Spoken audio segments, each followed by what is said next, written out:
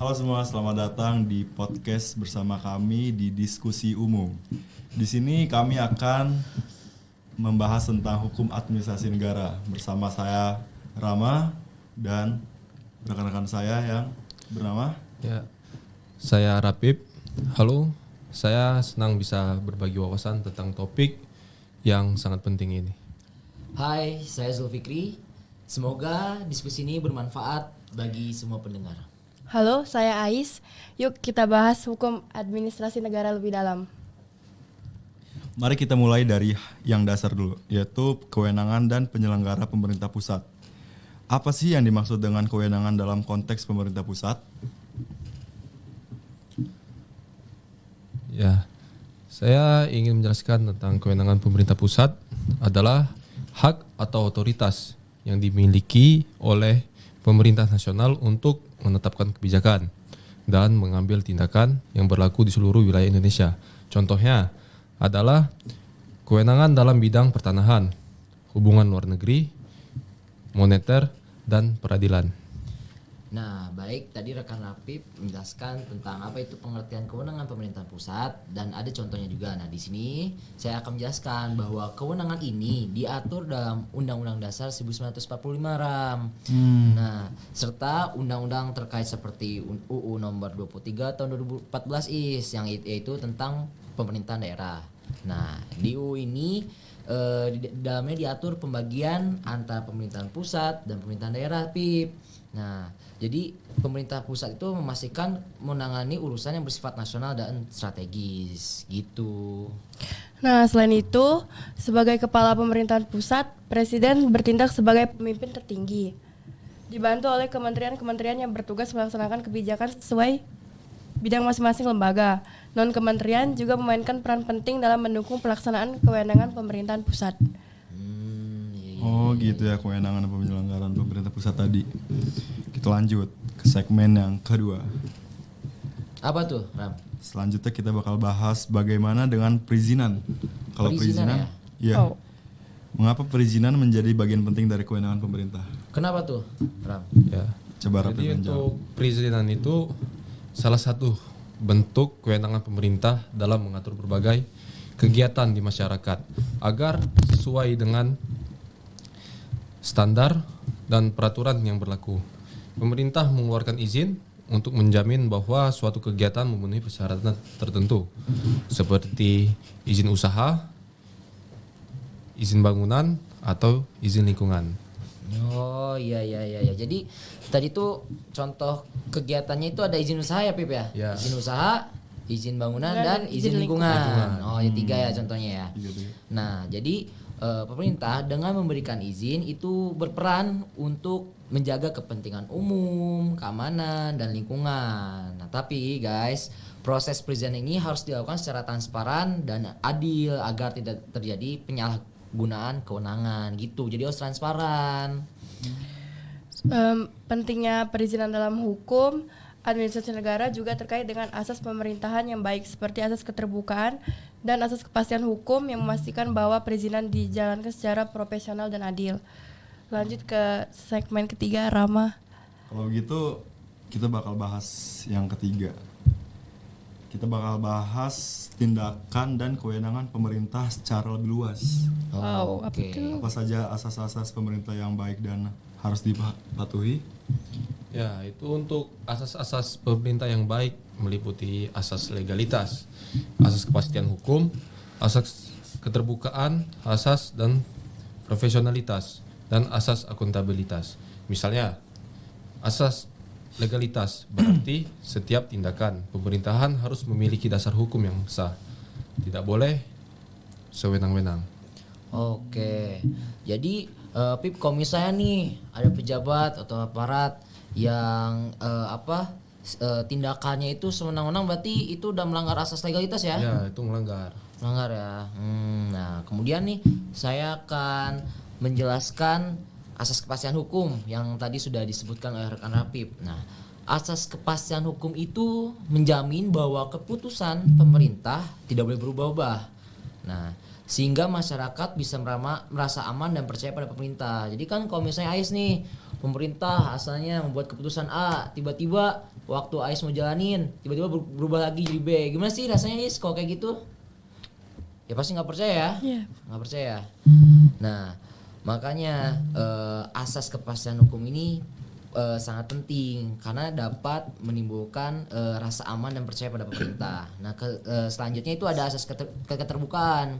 Asas keterbukaan ini itu mendorong pemerintah untuk transparan dalam pengambilan keputusan, Pip. Jadi misalnya pemerintah mengeluarkan keputusan atau kebijakan A, tapi menjadi polemik di masyarakat, Pip, kalau keputusan ini dalam perumusannya nggak transparan. Jadi masyarakat nggak tahu proses transparan atau perancangan keputusan itu. Makanya asas keterbukaan ini salah satu yang penting juga nih dalam asas-asas pemerintahan yang baik. Makanya dengan mematuhi asas-asas ini, pemerintah dapat membangun kepercayaan publik dan menjalankan kewenangannya dengan cara yang adil dan cepat dan dipertanggungjawabkan. Nah, lalu gimana sih pembagian kewenangan antara pemerintah pusat dan daerah?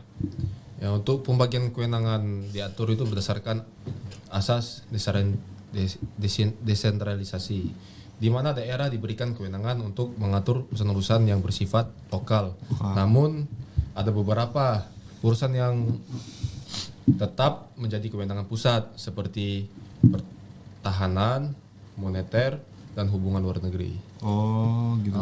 Jadi itu ada 3.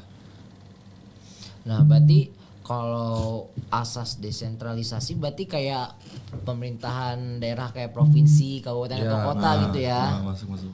Iya. Jadi tapi tetap ada beberapa bidang yang dimana itu emang kewenangan pemerintah pusat gitu ya, Pip ya? Iya, benar.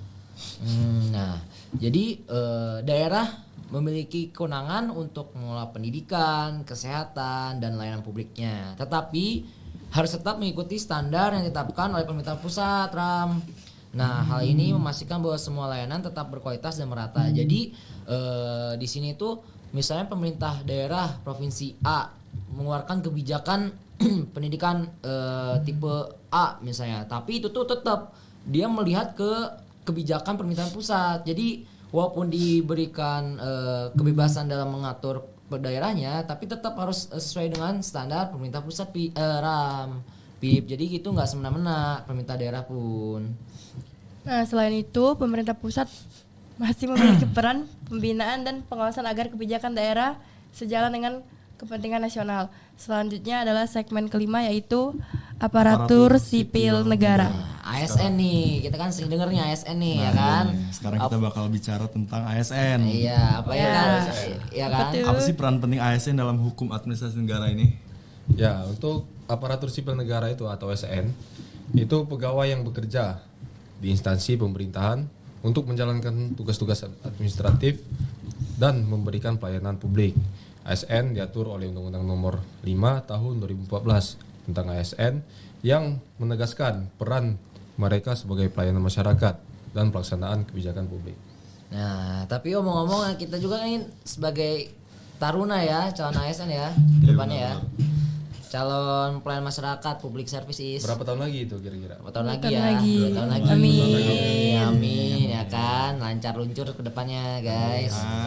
Amin. Nah, balik ke topik. Nah, ASN ini bertanggung jawab untuk bekerja sesuai prinsip profesionalisme tentunya dan juga integritas. Mereka tuh berperan besar dalam menjalankan kebijakan pemerintah baik di tingkat pusat maupun daerah. Jadi ASN tuh ada dibagi 2 tuh. Ada ASN pusat dan ASN daerah. Nah, kalau kita kita nih migrasi nih, ASN mana Pusat lah. Pusat ya. Nah, amin. Amin. Selain itu, ASN harus netral dan bebas dari pengaruh politik karena mereka bertugas untuk melayani kepentingan publik, bukan kepentingan pribadi atau golongan tertentu. Nah, jadi berarti kita nih kalau misalnya ke depan nih jadi ASN, berarti nggak boleh ikut kampanye nih, nggak boleh ikut partai politik berarti ya? Boleh. Nggak boleh dong, harus netral. Iya. Tapi kita tetap mencoblos kan? Coblos ya tetap lah. Tapi Presiden. nah, Ya. tapi kita nggak ikut Iya. secara aktif Iya, ikut nggak boleh. partai tertentu ya nggak boleh ya. Nggak boleh. Harus netral. Kita ASN. Oke. Nah, sekarang kita lanjut ke segmen yang keenam tentang keputusan tata usaha negara dan diskresi. Kita bahas apa sih perbedaannya? Apa ya perbedaannya ya? Ya, untuk keputusan tata usaha negara itu adalah keputusan administrasi yang dikeluarkan oleh pejabat pemerintah terkait hak atau kewajiban seseorang. Keputusan itu harus berdasarkan hukum dan asas pemerintahan yang baik. Oh, jadi keputusan tata usaha negara itu keputusan administrasi yang dikeluarkan oleh pejabat pemerintah ya, Pip ya? Nah, terus tadi tuh teman saya Rama mention tentang diskresi. Nah, diskresi ini adalah kewenangan yang diberikan kepada pejabat publik untuk membuat keputusan dalam situasi di mana aturan ini hukumnya tidak jelas atau belum ada aturannya. Nah, diskresi ini memungkinkan pejabat untuk mengambil tindakan yang dianggap paling baik dalam kondisinya tertentu. Nah, contohnya nih dalam menangani suatu perkara. Nah, tapi untuk menyelesaikan perkara tersebut belum ada nih hukum atau aturan yang mengatur tentang bagaimana sih buat cara buat memecahkan masalah atau perkara tersebut. Nah, akhirnya disebutlah diskresi. Jadi kewenangan oleh pejabat untuk mengambil tindakan yang dianggap paling baik dalam kondisi tertentu. Ingat ya, di sini catatannya apabila belum ada undang-undang atau aturan yang mengatur tentang suatu perkara atau suatu kondisi gitu. Namun, penggunaan diskresi harus hati-hati dan tetap berpegang pada asas keadilan serta kepentingan publik agar tidak terjadi penyalahgunaan kekuasaan. Nah, iya ya. Kalau diskresi ini kan rawan ya Is ya. Ya, Kalau gitu. misalnya dia mengambil keputusan secara semena-mena terus dia disetir oleh beberapa pihak kan juga bahaya ya. Yang malah diskresi ini yang tadinya untuk memecahkan masalah malah merugikan masyarakat kan. Kalau misalnya kita nih disetir kan, gue buat keputusan ini Ram, Pip, ya kan? Keputusan yang dimana kasusnya nggak ada nih hukumnya atau yang mengaturnya nih pas kan, tiba-tiba ada nih orang yang ngomong ke gua, Zul, lu buat keputusan atau kebijakan A, keputusan ini bisa menguntungkan gua, nanti keuntungannya kita bagi dua. Padahal keputusan atau kebijakan ini malah pada dasarnya merugikan masyarakat ya kan. Makanya rawan ini kalau diskresi ini. Kalau misalnya pejabat yang memberikan diskresi ini tidak mempunyai integritas, makanya Berarti kita harus menjadi pejabat itu berarti harus jujur, disiplin dan bertanggung jawab. Nah itu nanti kalau udah jadi pejim kan, amin. Ya kan, nanti jangan menyalahgunakan kewenangan. Ya kan, soalnya dari Taruna udah agak aneh loh nih ya kan. Ya kan. Ya nggak apa-apa. Ya nggak apa-apa lah, kan berubah nantinya. Ya berubah ya kalau buat kenang-kenangan juga. Siap. Kalau nggak ada cerita kan kosong aja. Iya. Nah, lanjut lagi, back to the topic.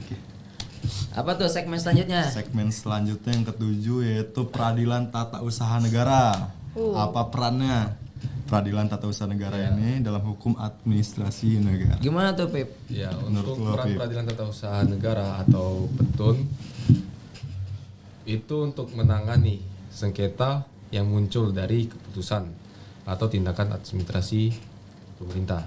Oke. Jika ada warga negara yang merasa dirugikan oleh keputusan pemerintah, mereka bisa menggugat ke peran peradilan tata usaha negara atau PETUN. Oke.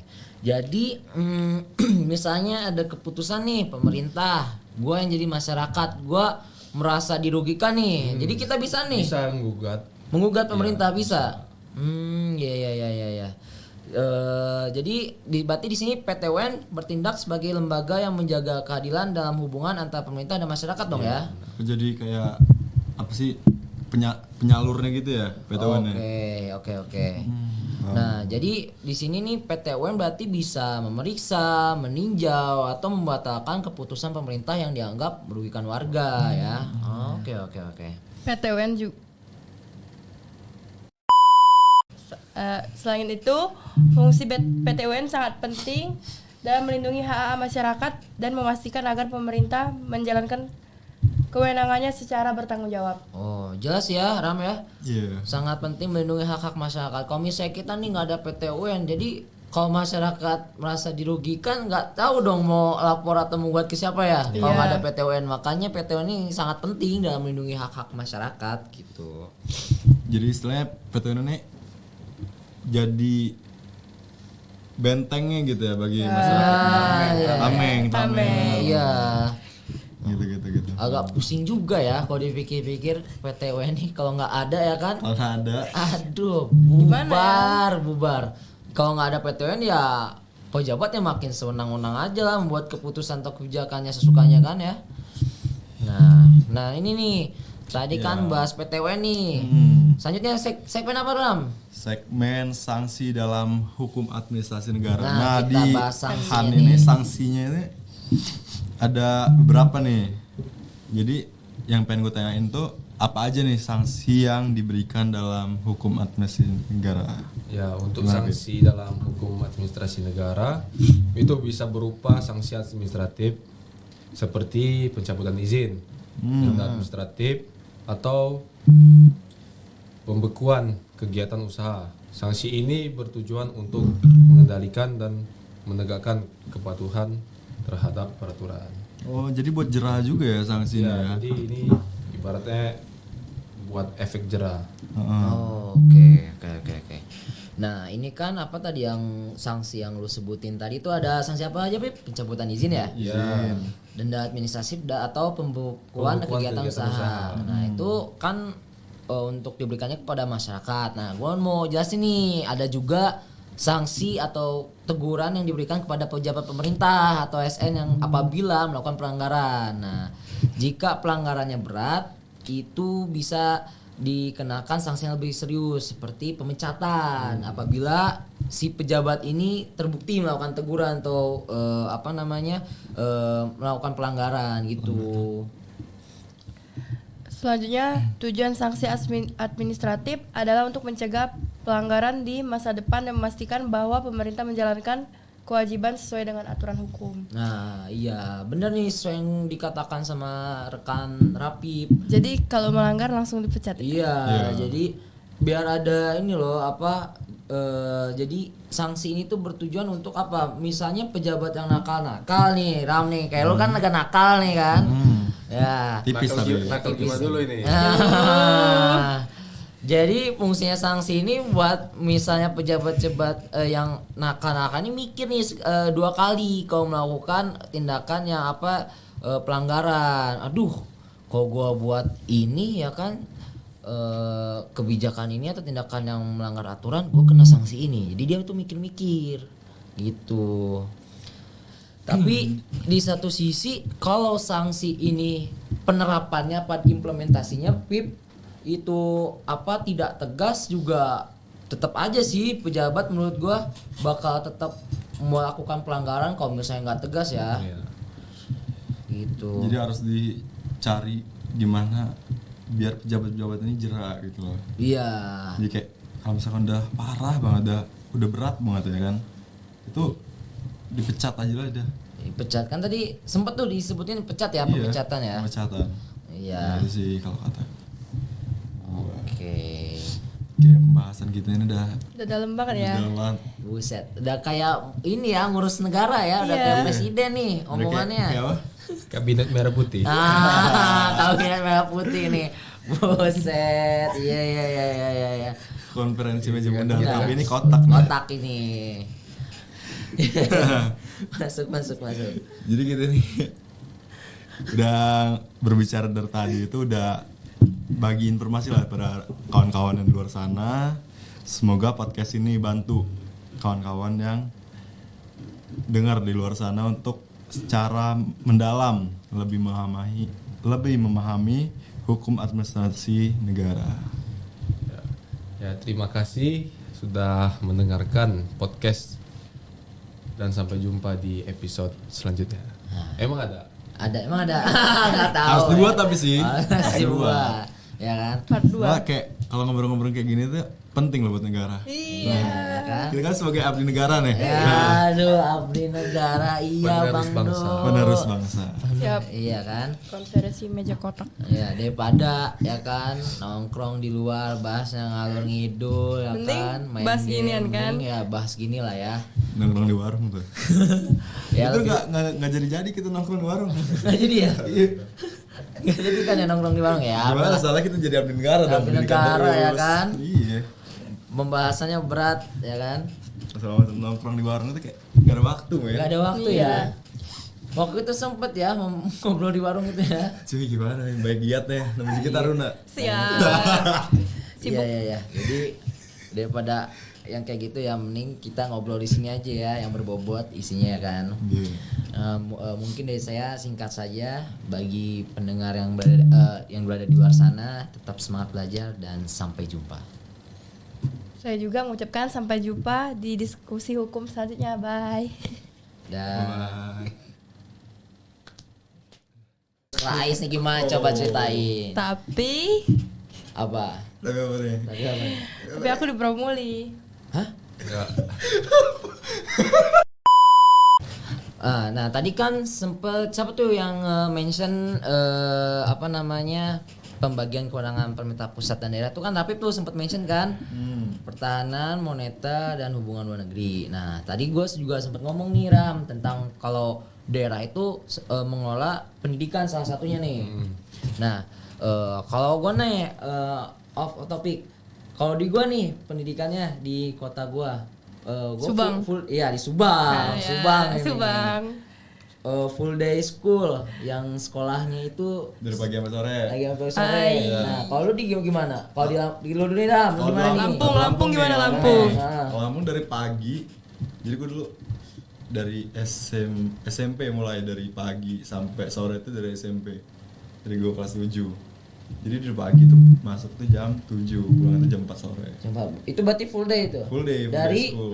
dari tingkat apa? SMP. Dari tingkat SMP, dari kelas 7, dari kelas 1 SMP tuh. Tapi berarti Sabtunya masuk gak? Sabtunya. Libur. Tapi dulu di sekolah gua ada kayak program yang wajib pramuka. Ah, itu yang Jadi bisa Sabtu masuk. Ya.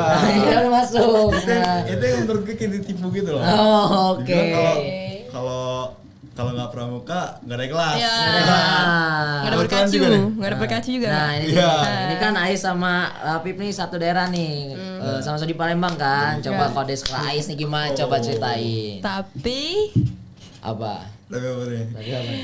tapi aku dipromoli. Hah? Enggak. Udah ke Rapip dulu deh, coba Rapip di skor Rapip dulu gimana Pip? Kalau menurut lo Bim, Nah. gimana Bim? Ya kalau di kota gua ya sama full day school, jadi dari pagi startnya jam 7 sampai jam 4 untuk SMP. Nah itu kalau untuk SMA malah terutama di SMA gua itu karena asrama ya, jadi sekolah gua tuh asrama juga. Oh. Jadi mulainya startnya Capek. dari jam 7 sampai jam 4, terus dilanjut lagi dengan ada pelajar tambahan untuk malam. Jadi habis setelah Isya itu dilanjut lagi namanya bimbel malam sampai jam 10 malam. Oh. Itu bimbelnya mengenai pelajar umum. Iya, pelajaran sehari-hari itu diawasin juga sama guru. Sama guru mata pelajaran itu. Kalau lu SMA SMP-nya full day school Iya. sama nih, tapi karena SMA-nya asrama jadi ada tambahannya. Enggak, asramanya karena asrama itu kayak bersemi militer bernuansa pesantren. Wah. Dari dulu ya berarti. Oh. Kita dari dulu kenal- terdidik ya. Udah kenal Iya. dunia kan di Iya. Ya. Oke. Tapi kan dapat diambil kesimpulan nih di Palembang, apa di Lampung, gua di Subang. Tetap nih pemerintahnya kan punya kebijakan untuk mengelola pendidikannya masing-masing nih ya. Tapi tetap sama ujungnya. Kalau misalnya dari kebijakan pusat full day school berarti sama nih di daerah masing-masing Iya, kita sama. full day school. Nah, itu mungkin ya contoh dari dimana daerah tuh tetap memiliki kewenangan untuk mengatur pendidikan di daerahnya. Cuma tetap tetap melihat ke pusat. Nah, mungkin itu contohnya ya. Nah, kemudian gua nih mau nanya tentang ASN. Ya kan? ASN ya. Kita semua kan di sini masuk sekolah kedinasan ini kan outputnya jadinya intinya apa? Intinya Dari jadi inti. iya, Intinya dari intinya apa? Jadi ASN. Jadi ASN. ASN kan. Nah, kita nih kalau misalnya kedepannya udah jadi ASN harus profesionalisme dan integritas nggak sih? Harus. Harus lah ya. Harus. Soalnya itu tuh kayak cerminan gitu loh.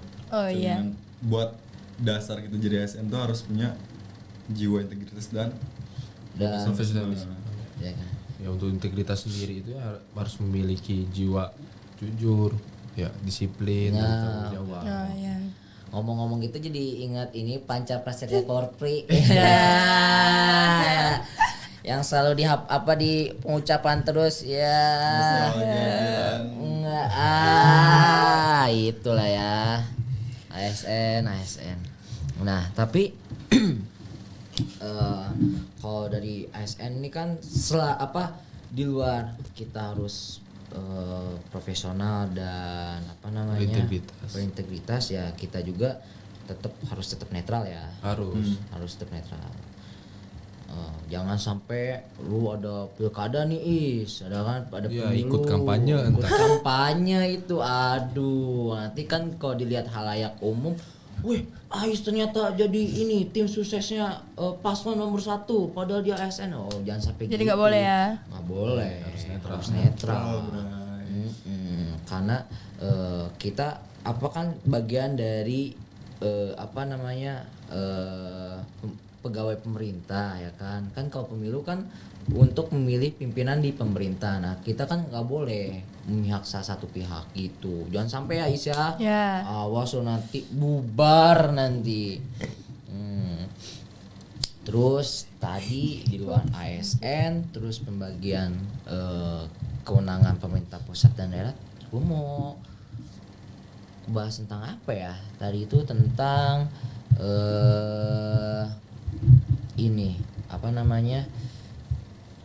tentang diskresi, ya kan? Diskresi ini lebih enak dibahasnya nih. Ya, diskresi ini kan dari bahasanya udah aneh sendiri nih kita bahas segmen tadi itu ya. Nah, kalau diskresi ini kan membuat keputusan kewenangan yang dimana belum ada aturan atau undang-undang yang mengaturnya kan. Jadi kayak menurut aturan lu nih, tertulis nggak sih? Iya. Gue mau nanya nih masing-masing. Kalau menurut lu Ram pertama, gimana sih kan lu jadi ntar kedepannya jadi pejim ya kan? Gimana sih kalau misal lu harus membuat diskresi tapi lu nih nggak goyah sama orang nyetir di samping kanan belakang lu gitu, lu gimana kalau dihadapkan dengan posisi seperti itu? Kalau gua sih ya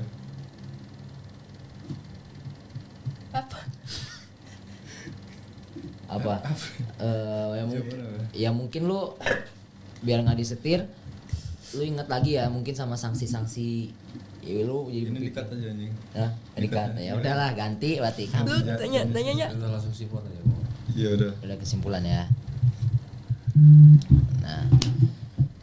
Nah guys, jadi setelah tadi kita mengulas berbincang Panjang dan lebar ya kan, membahas tentang hukum administrasi negara, mengupas tuntas ya kan, sempat bercanda juga tadi. Nah kita berada di penghujung segmen, itu di segmen penutupan. kesimpulan dan penutup. Nah gitu. Jadi diskusi kita kali ini sangat komprehensif nih. Iya. Sebagai kesimpulan, apa sih yang bisa kita ambil nih dari bahasan kita dari awal sampai akhir tadi? Menurut lo gimana, Beb? Ya kalau menurut saya kayak hukum administratif itu negara memberikan kerangka hukum yang jelas bagi pemerintah baik pusat maupun daerah untuk menjalankan tugasnya dengan efektif dan bertanggung jawab. Iya betul tuh, gue setuju kerangka hukum. Jadi dengan adanya hukum administrasi negara ini, jadi jelas loh fungsi atau tugas-tugas dari pemerintah itu bagian ini ya gini, ini itu, dan ada asas-asas untuk yang mengaturnya. Jadi jelas dalam pelaksanaan pemerintah dalam kehidupannya sehari-hari dalam memberikan pelayanan kepada masyarakat, jelas ada hukum yang mengatur tentang kita how to memberikan pelayanan kepada masyarakat gitu. Diatur dalam hukum administrasi negara ini. Nah, kemudian asas-asas pemerintahan yang baik juga gue sangat mention ini, asas-asas pemerintahan yang baik itu sangat penting untuk memastikan setiap tindakan pemerintah itu melindungi kepentingan publik dan dilakukan dengan transparan serta akuntabel. Asas-asas ini ya sangat penting lah ya, karena kalau nggak ada asas-asas ini ya Jadi kayak tindakan pemerintah ini nggak transparan sama akuntabel gitu ya. iya, jadi nggak terarah ya kan, Nggak- nggak jelas nggak- itu mau dibawa jadi kemana. kayak kepentingan publik sama asas-asas yang tadi itu nggak dilindungi ya jatuhnya ya. Makanya gua sangat menitik beratkan pada asas-asas pemerintahan yang baik gitu. Selain itu, kewenangan seperti perizinan dan diskresi menunjukkan bahwa pemerintah memiliki alat untuk mengatur dan menjaga ketertiban. Namun tetap harus dilakukan secara bijaksana dan tidak melanggar hak masyarakat. Oke. Sampai sini aja kayak diakhirin ya. Karena udah terlalu banyak, udah terlalu dalam nih Iya, udah terlalu. bahasan kita nih kan. Kita lanjut lagi mungkin di segmen berikutnya ya. Terima kasih untuk semua pembicara yang udah bincang-bincang bersama-sama dari tadi. Tentunya juga terima kasih juga pada para pendengar yang telah nyimak diskusi kita pada hari ini. Nah, semoga wawasan tentang hukum administrasi negara itu bisa bermanfaat dan menambah pemahaman bagi kita semua. Sampai jumpa di next video. Bukan next Oke. video, next podcast. Ais.